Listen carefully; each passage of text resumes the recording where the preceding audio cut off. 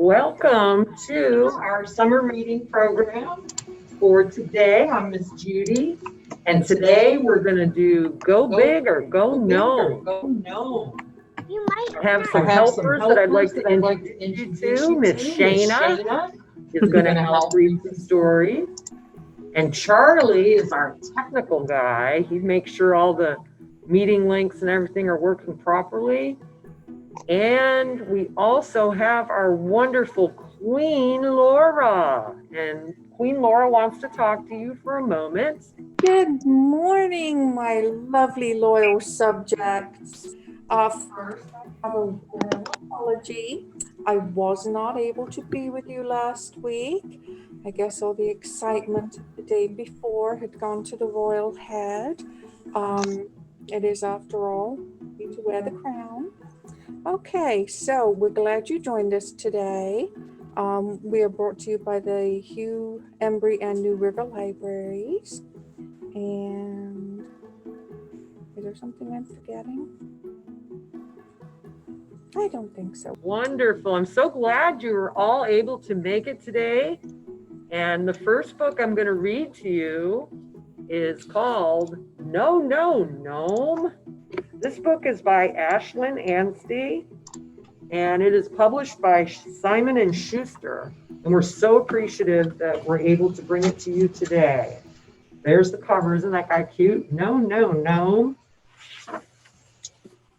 The students at Green Thumb Elementary had been working hard on their garden all year long. Finally, it was almost ready to harvest. Everyone was excited, especially Gnome. As the students headed outside, Mr. Waters assigned each of them a task. The kids quickly got to work, and there's a big sign in the background that says 1 day till harvest. They look like they're having so much fun. At first, Gnome was helpful, but then, no, Gnome. Mr. Waters suggested Gnome try something else, but pretty soon, no, Gnome. Oh my goodness. Mr. Waters gave Gnome one last chance. All Gnome had to do was stand still and hold the basket for the garden clippings. But Gnome didn't even last 1 minute. Look at him go. He is just all over the place. Mr. Waters sent Gnome back to the classroom. Mr. Waters has the basket on his head. When the other kids returned, no one said hello. At recess, no one would play with him. And at the end of the day, no one said goodbye. Gnome was blue. How could he show his friends that he was sorry? Oh, look at him. He is busy working and trying to fix everything that he messed up. He's trying so hard. The next day, Gnome couldn't wait to get back to the garden. The other kids were dreading it. But when they went outside, oh, Gnome! They're so impressed. The students got to work picking their harvest bounty. Gnome was helpful most of the time. And that is the end.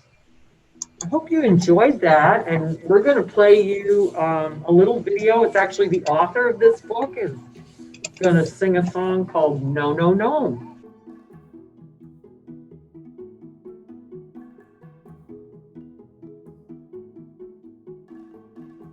Okay, Miss Shaina is going to read a story for us now. Yep, so we're going to read a book called Firefly Forest. It is by Robin Frampton, and illustrated by Mike Heath. Beyond the veil of fireflies, in the middle of your busy city, hides a forest, both charming and pretty. There in the glade, past the old hollow tree, Firefly Forest can set your heart free. When you feel lost or forgotten or down, look for the forest, it wants to be found. Under and between the shimmering leaves ring friendly chuckles from magical beams. Their hidden untrained eye, they whisper around you sweet lullabies. And this picture is kind of like an I Spy game. I see I Spy keys and little violin and candles. You've not been forgotten, is what they say. We heard you calling and came right away. We're here to help you and happy to stay. And it says, you belong here. And on the door, it says, dream big. We love you, we'll lift you, you'll find the way. You are much stronger than you think you are. You're not alone. We will never be far. Whatever you need is what you will find among the green ferns and the fireflies. Once you have felt their warmth, kindness, and grace, carry it with you when you leave this place. Share the magic in the big world out there. Reach out to someone and show them you care. Show kindness and love in all that you do, just as Firefly Forest did for you. And then look, it's zoomed out and you can see that it is right in the middle of a big city. The end. All right. Now that we are going to go over to Queen Laura, and she's going to read us our next book. And her book is about something big. Our theme is Go Big or Go Gnome. Yes, indeed. I took the Go Big and I went big. So the book I'm going to read to you is called The Wall in the Middle of the Book. And there are no gnomes in it, but I believe there is a gnome adjacent character in this, but I'm not going to spell it for you. And this book is written by Jonathan Heath, and it is published by the lovely people at Penguin Random House. Okay. There is a wall in the middle of the book. That's a big wall. A big wall. And it's a good thing. The wall protects this side of the book from the other side of the book. This side of the book is safe. Well, yes, because now the animals are falling down. The other side is not. I've seen that many times now.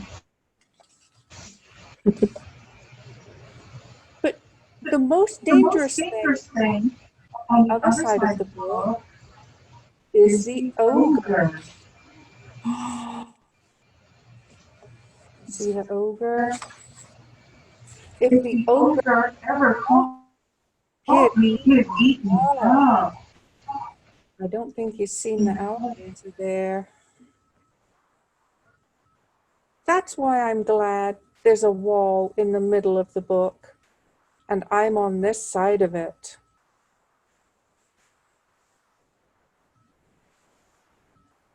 Wait a second. What's going on? Do you think he's noticed all that water? This is not supposed to happen on this side of the wall. Uh-oh, what's the ogre doing? He's climbing up. It's almost out of the book. He's reaching in the water. Do you see how he's got the knight by the foot? I wonder what he's going to do. Is he going to pop him in his mouth and eat him? Uh-oh. Wow. Thank you so much. Drip drying him by the looks of it. Oh no, I'm on the other side of the book. Uh-oh. Looks pretty worried. And you're the ogre who's going to eat me up. Oh, but look what's happening on the first side of the book. Everyone's getting eaten. Ho, ho, ho. I'm actually a nice ogre. And this side of the book is fantastic. Come on, I'll show you around. Oh, that little brown fish is about to get eaten. Well, there he goes. Uh-oh, the green fish is like, I'm going to eat you. And all those little fish you just ate. Hey, ogre, wait for me. Maybe he heard that big green fish. Oh, look, now he's riding on the rhino, and the gorilla's swinging in the trees, and the tiger's having fun, and even the bird is flying after them. Wow, looks like he's having a really good time. He's smiling. Looks like he's realized that side of the book is pretty cool. Wow, that's so much fun. I like that story. I guess we should always be willing to step out of our comfort zone. I wonder if there are some gnomes they're going to find. Okay, now it looks like Miss Judy has another story with gnomes in it. Okay, I'm going to read Go Big or Go Gnome. This one is written by Kirsten Mayer and illustrated by Laura K. Horton. And it is published by Macmillan and Company. So let's begin.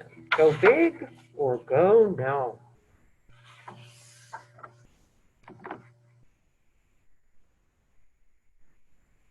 This is Albert the Gnome. You can call him Al. Al lives in a hollowed out mushroom cap with a roof of pine cone shingles and a door made of a sturdy acorn top.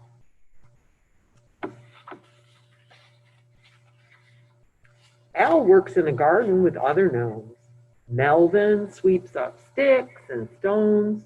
Earl rakes rows of very small rocks.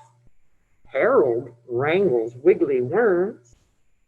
Al takes care of the shrubbery, trimming a leaf here and there to keep it tidy. Bartleby has dandelion duty, fluffing the fluff. Cliff bathes the birds and fills the fountain. And his best friend, Norm, sweeps up after him. See how all these busy gnomes have imperial beards and illustrious mustaches. All of them do, except Al. He tries and tries, but he can't grow a single whisker on his face. That's too bad for Al, because the biggest event of the year for gnomes is the BIG. The Beards International Gnomathon. Every gnome in the garden grooms and prunes, primps and crimps to win trophies for longest beard, bushiest beard, and overall best beard. Every gnome, except Al. This really gets my goatee, says Norm. It's not fair for you to be left out. Al strokes his smooth chin thoughtfully. I have an idea.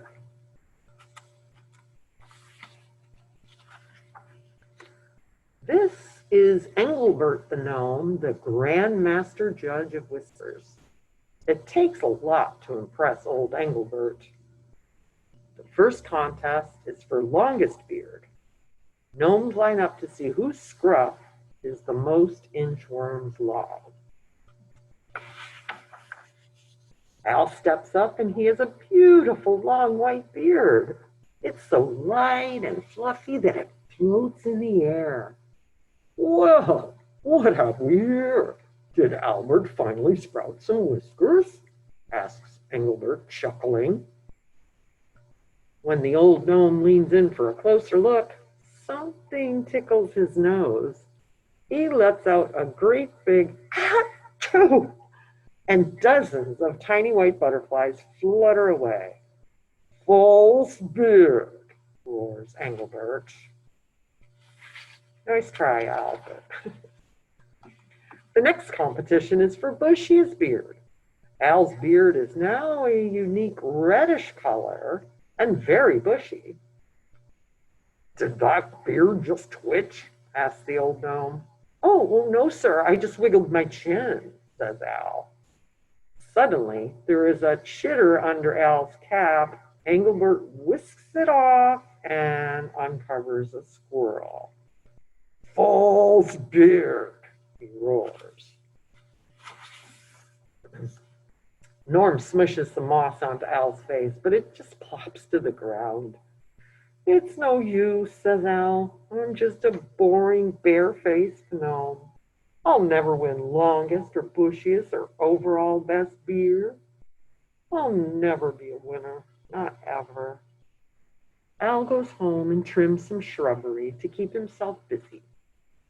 A little while later, Norm runs up in a panic. Al, I need your help. I got tree sap in my beard and now it's stuck, he says. I'll never win best beard tomorrow. Can you fix it? Al goes to work. He snips and clips all the tree sap out of his friend's beard. Then he trims a little more. There you go. I did what I could, says Al. It's a little different. Norm runs to the bird bath to look at his reflection in the water. His new beard looks gnome-tastic. Wow, Norm, that's some beard you have there, says Bartleby. It's a real zinger, says Cliff. Where'd you get it? Al trimmed my beard for me. Now I'll win best beard for sure, Norm shouts as he jumps up and down. Sure, it's real, asks Melvin, giving it a yank. Maybe I should get a beard trim from Al, too, wonders Harold. Last one there is a rotten acorn, cries Earl as he takes off running.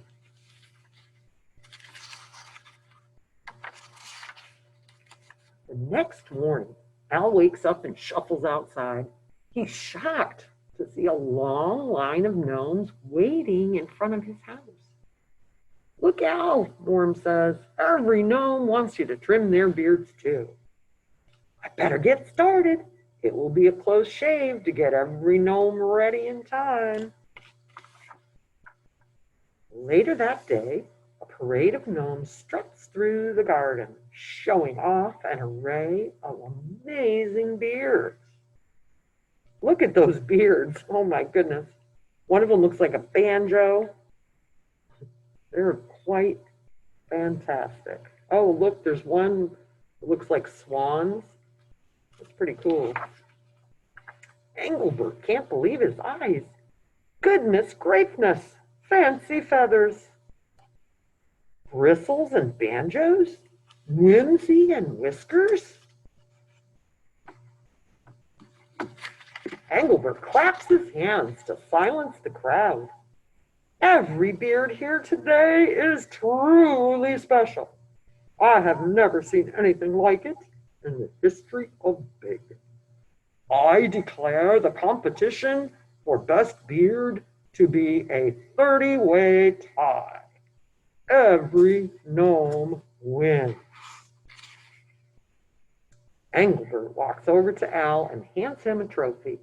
Albert, You are getting a special prize for bringing beards to a new level and raising the handlebar for this competition. You are the winner of the first award for Best Barber. Every gnome cheers as loudly as they can. Albert the gnome is the winner. After much celebrating, Al walks home. He thinks about where to put his trophy. He doesn't even notice that his light is on and the acorn door is slightly open. Hi, I'm Ginger. I was wondering, could you give me a haircut?